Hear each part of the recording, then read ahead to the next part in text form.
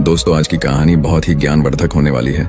आपसे निवेदन है कि वीडियो को अंत तक जरूर देखें। एक बार की बात है, एक गांव में एक आदमी रहता था। वह आदमी अकेला ही अपनी छोटी सी झोपड़ी में रहता था। वो आदमी बहुत ही ज्यादा आलसी था। वो कोई काम नहीं करता था। वह एकदम निठल्ला और नकारा था। बस वह हमेशा ऐसे मौके की खोज में रहता कि कहीं से खाना मिल जाए। तो एक दिन जब वो आदमी खाने की तलाश में भटक रहा था, तभी उसे एक आम का बगीचा दिखता है। वह कई दिनों से भूखा था, इसीलिए वह खाने की तलाश में बगीचे के अंदर चला जाता है। वह जाकर वह देखता है कि बगीचे में अलग अलग और बहुत सारे पेड़ थे। तो वह एक पेड़ पर चढ़ जाता है। वह जैसे ही फल तोड़ने वाला होता है, लेकिन तभी अचानक वहां पर उस बगीचे का मालिक आ जाता है और उस आदमी को पेड़ पर चढ़ता हुआ देख लेते हैं और वह गुस्सा हो जाते हैं और उस आदमी को चिल्लाते हुए नीचे आने के लिए कहता है। लेकिन यह आदमी बगीचे के मालिक को देखकर डर जाता है और नीचे आने से मना कर देता है। तभी उस बगीचे का मालिक अंदर जाकर एक बड़ा सा डंडा लेकर आता है। यह देखकर वह आदमी तुरंत पेड़ से नीचे उतरता है और मालिक के उसे तक पहुंचने से पहले ही वह जल्दी पेड़ से नीचे उतर जाता है और जंगल की तरफ भागने लगता है और जंगल में जाकर छुप जाता है। कुछ देर के बाद वो आलसी आदमी वहां से निकलता है और जंगल के रास्ते से जब वह गांव की तरफ जा रहा था, तभी उसे एक लोमड़ी दिखती है जिसको सिर्फ 2 ही पैर थे और उसके 2 पैर टूटे हुए थे। वह जंगल में रिंगती हुई चल रही थी। यह देखने के बाद वह सोचता है कि यह लोमड़ी अब तक इस घने जंगल में जिंदा कैसे है। यह लोमड़ी भाग नहीं सकती, चल नहीं सकती, तो कैसे ही अपने लिए खाने का इंतजाम करती होगी और कैसे यह लोमड़ी अपने आप को इस घने जंगल में दूसरे जानवरों से बचती होगी। यह बात वह आदमी सोच ही रहा था कि तभी अचानक झाड़ियों के पीछे से किसी के आने की आवाज आती हुई सुनाई दी। तभी वहां पर एक शेर आ जाता है जिसके मुंह में मांस का एक टुकड़ा था और वह शेर उस अपाहिज लोमड़ी की तरफ बढ़ रहा था। शेर को देखकर दूसरे सारे जानवर वहां से भाग जाते हैं और अब वहां पर सिर्फ लोमड़ी रह जाती है। और वहां से आदमी अपनी जान बचाने के लिए एक पेड़ पर चढ़ जाता है और फिर जो होता है उसे देखकर वह आदमी हैरान हो जाता है। उसे लोमड़ी के सामने छोड़ देता है और शेर वहां से चला जाता है। यह नजारा देखने के बाद वह आदमी हैरान हो जाता है और ऊपर वाले की योजना देखकर वह मन ही मन खुश भी हो जाता है। और तभी वह सोचता है कि ईश्वर के पास सबके लिए कोई ना कोई योजना होती ही है, और अगर ईश्वर के पास इस लोमड़ी के लिए योजना है तो जरूर मेरे लिए भी उसके पास कोई ना कोई योजना जरूर होगी। और वह आदमी वहां से थोड़े दूर आगे चला जाता है। तभी वह आलसी आदमी रोड के साइड में एक बड़ा सा पेड़ देखकर उसके नीचे बैठ जाता है, ये सोचकर कि मेरे लिए भी कोई ना कोई खाना लेकर जरूर आएगा। वो आदमी 2 दिन तक उसे जगह पर बैठकर इंतजार करता है, लेकिन कोई भी उसके लिए खाना लेकर नहीं आता। आखिरकार जब उसे भूख बर्दाश्त नहीं होती है तो वह खुद ही खाने की तलाश में निकाल पड़ता है। वह रास्ते से जा ही रहा था कि तभी उसे रास्ते में एक बुजुर्ग आदमी मिलता है। वह आलसी आदमी उनसे कहता है कि मुझे भूख लगी है, आपके पास कुछ खाने के लिए होगा तो मुझे दे दो। तभी वो बुजुर्ग आदमी उससे कुछ खाना और पानी दे देता है। खाना खाने के बाद वह आदमी उन बुजुर्ग आदमी से कहता है कि मैंने 2 दिन पहले जो देखा आप उस पर विश्वास नहीं करेंगे। ईश्वर के पास मेरे लिए भी कोई ना कोई योजना जरूर होगी, लेकिन ईश्वर उस लोमड़ी पर अपनी दया दिखाई और मुझ पर नहीं, मेरे लिए कोई भी खाना लेकर नहीं आया। तभी उन बुजुर्ग आदमी ने मुस्कुराते हुए कहा, यह सच है कि ईश्वर के पास सभी के लिए कोई ना कोई योजना तो जरूर होती है और तुम्हारे लिए भी है, लेकिन तुमने उसे गलत तरीके से समझ लिया।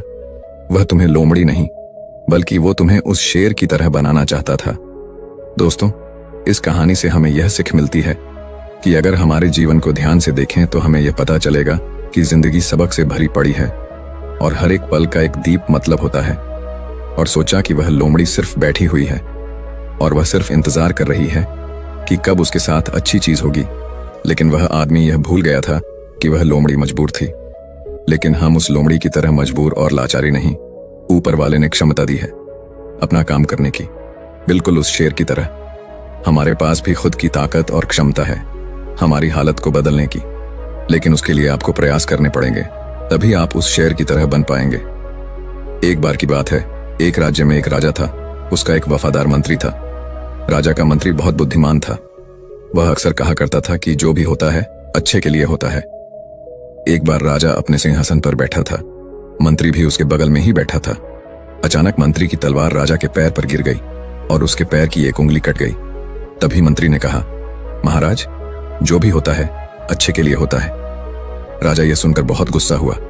उसने मंत्री से पूछा कि मेरी उंगली कट गई और तुम कह रहे हो कि यह अच्छे के लिए हुआ है, इसमें अच्छा क्या है? राजा गुस्सा हो गया और मंत्री को जेल में कैद करने का आदेश दे दिया।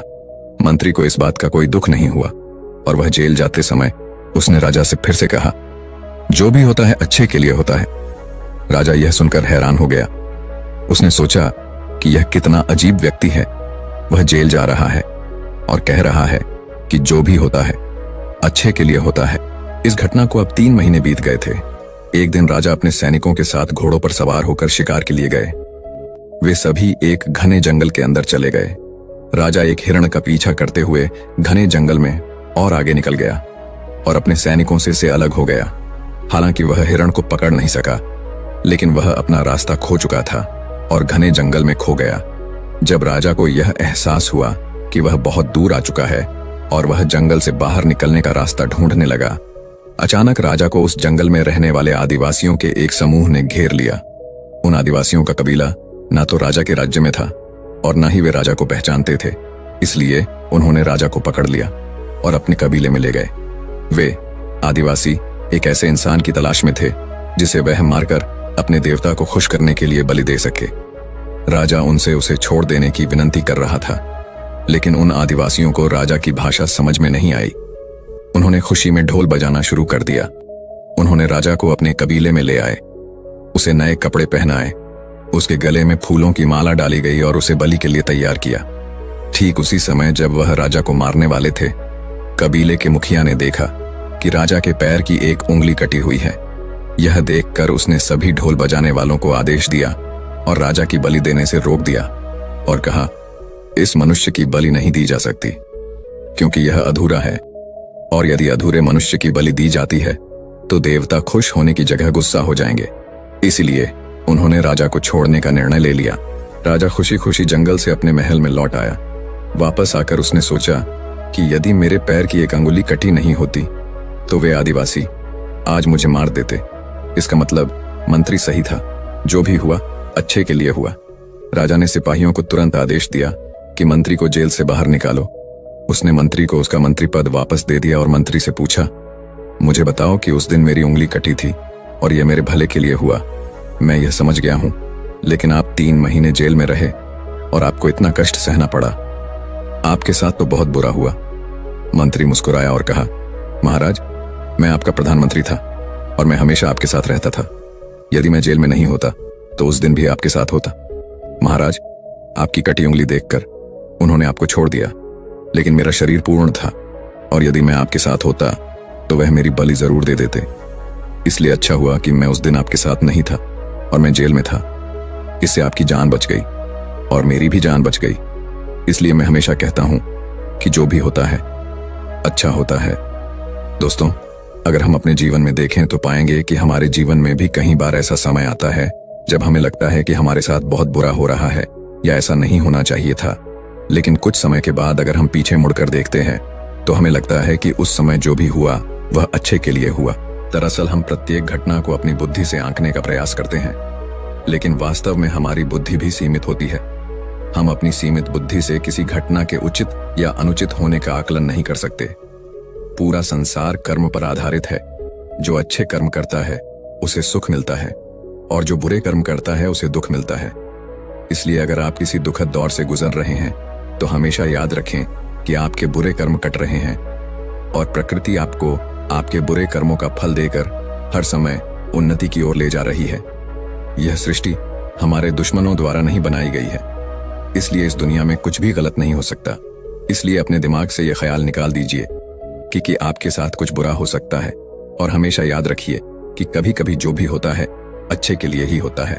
दोस्तों, आपने आज के इस वीडियो से क्या सीखा वह मुझे आप कमेंट में बता सकते हैं। इसी के साथ में उम्मीद है कि आपको आज की वीडियो पसंद आई होगी, तो इस वीडियो को उस इंसान को शेयर करें जिससे ये कहानी सुनने की जरूरत है, और उसी के ठीक बाद चैनल को सब्सक्राइब करें। तो चलिए फिर मिलते हैं ऐसी एक और नई वीडियो में एक नए मैसेज के साथ। तब तक के लिए अपना ख्याल रखें। धन्यवाद और नमो बुद्धाय।